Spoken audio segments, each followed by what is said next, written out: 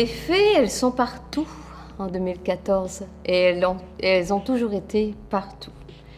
Elles sont dans les foyers, elles sont dans les grands magasins, elles sont dans les forêts, elles sont dans les cœurs, elles sont dans les esprits, elles sont à venir, elles sont à mourir et à renaître. Elles sont partout, les fées. Moi, j'aime bien dire féminin. En fait, de dire féministe revendique quelque chose que, à mon avis, moi, j'ai pas besoin de revendiquer.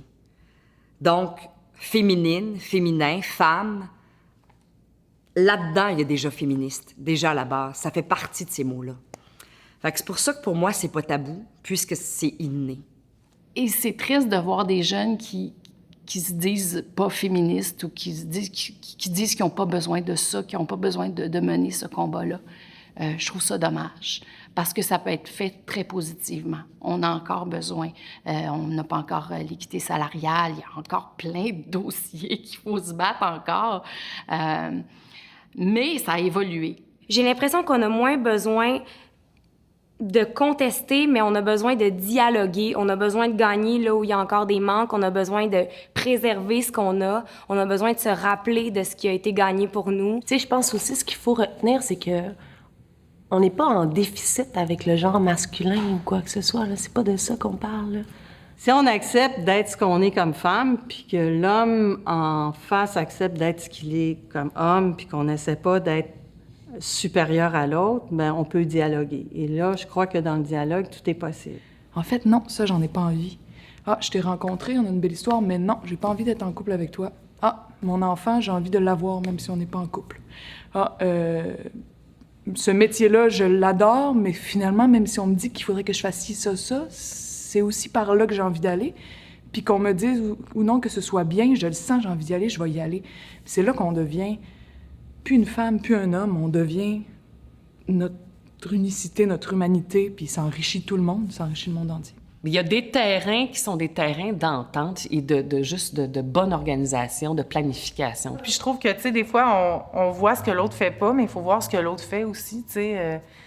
Il y a des tâches plus féminines, mettons, que les femmes vont s'acquitter, mais il y a des tâches que les hommes font que moi, je voudrais pas faire, tu sais. Fait que faut être bon joueur aussi, là. Bien, le défi, c'est de rester femme à travers tout ça aussi. On n'est pas des hommes, on pense pas nécessairement comme les hommes. On n'a pas besoin de s'habiller comme des hommes puis de faire tout comme les hommes pour occuper des fonctions qu'ils occupent présentement non plus. Donc, moi, je pense qu'on a le droit de rester féminine. Avant, j'arrivais dans une quincaillerie puis j'étais la fille qui arrivait dans la quincaillerie. Maintenant, les quincailleries sont gérées par des femmes aussi. Donc, des fois, j'ai des quincailleries pas loin de chez moi qu'il y a un homme qui travaille la fin de semaine, sinon c'est juste des femmes. Donc, je trouve que, oui, ça s'est renversé. Puis, en fait, la différence, je trouve que depuis 10 ans, on ne prend plus pour une nunuche quand je rentre dans une quincaillerie. Donc, il y a quand même quelque chose qui s'est transformé là-dessus. Là, je dirais que d'avoir 30 ans en 2014, moi, je trouve que c'est quelque chose d'un peu épeurant. Parce qu'on est dans une situation mondiale qui est nouvelle à tout point. Mais on a tendance à vraiment oublier les autres ailleurs dans le monde parce qu'on habite ici, parce que oui, on sait ce qui se passe ailleurs, oui, on a des images d'ailleurs, mais c'est très difficile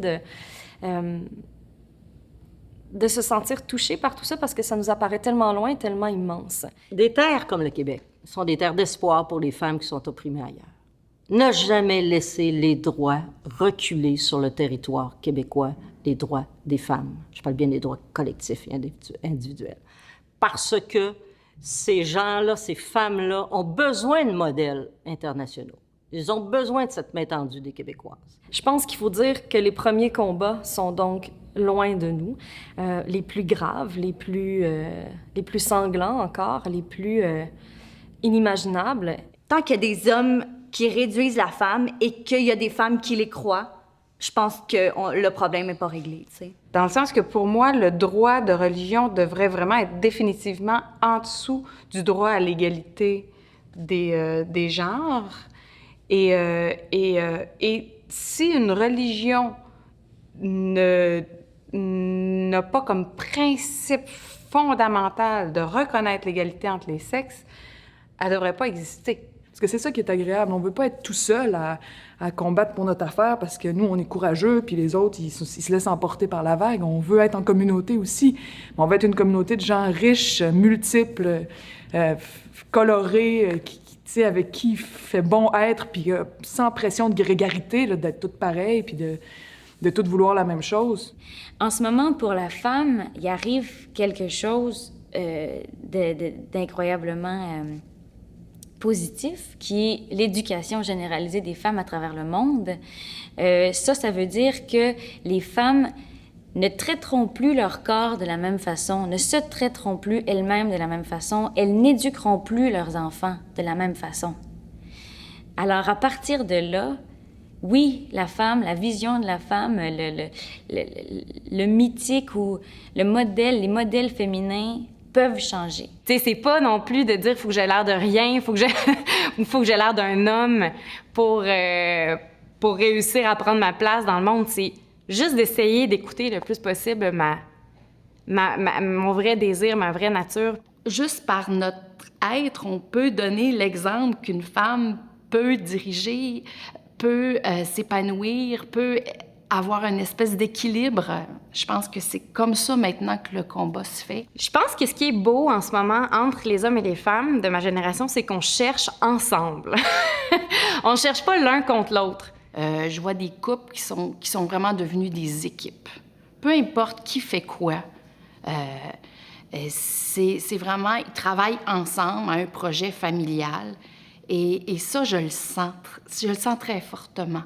Je pense que les stéréotypes, par contre, tendent à diminuer. Il y a des carcans encore, évidemment, là. Mais peut-être que c'est la communauté dans laquelle je vis aussi. Les femmes ont la difficulté à accepter leur âge. Puis ça, c'est quelque chose qui ne devrait pas, parce qu'on vieillit, ça veut dire qu'on n'est pas malade, qu'on est en santé, qu'on est vivant. Puis malheureusement, c'est tout le temps négatif. On dit notre âge, on dit « Ah ouais, je suis vieille ». Mais ça devrait pas être comme ça. On devrait assumer notre âge. Et moi, mon visage qui vieillit, qui est maman, mon regard, je pense que je suis beaucoup plus belle. Je me regarde sur des photos avant d'avoir mes enfants, puis maintenant. Puis moi, je me trouve plus belle parce que c'est mon histoire qui commence à prendre place aussi dans mes traits. Puis ça, moi, je trouve ça beau. Autant qu'on dit « Ah, c'est beau un homme de 50 ans », ben une femme de 50 ans aussi. Puis c'est important qu'on se sente pas dénigré parce qu'on vieillit. Et je pense que les jeunes femmes, il faut qu'ils apprennent à s'aimer, à se respecter, à se trouver intelligente, numéro 1. Après ça, à se trouver belle. Et tu peux être belle sans être parfaite. Il faut perdre la notion de performance. Je trouve que dans le monde, il y a beaucoup la notion de performance en ce moment. Puis que la vie, c'est pas une performance. La vie, c'est être ce qu'on est, c'est prendre le temps que ça prend, c'est faire les choses à notre façon, à notre manière. Pour moi, la véritable liberté en 2014, c'est de choisir et c'est d'assumer ses choix. Quelqu'un qui peut choisir et qui se tient responsable de ses choix, c'est quelqu'un de libre.